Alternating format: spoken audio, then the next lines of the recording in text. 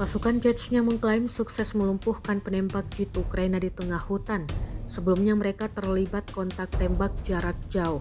Rekamannya diunggah di Telegram Kadiro 95 pada Rabu 11 Desember 2024. Dalam keterangan unggahan disebutkan inilah rekaman memperlihatkan duel penembak jitu antara komandan kelompok Aida, pasukan khusus Jetsnya, dan penembak jitu Brigade Intelijen Utama Ukraina yang diambil dari drone.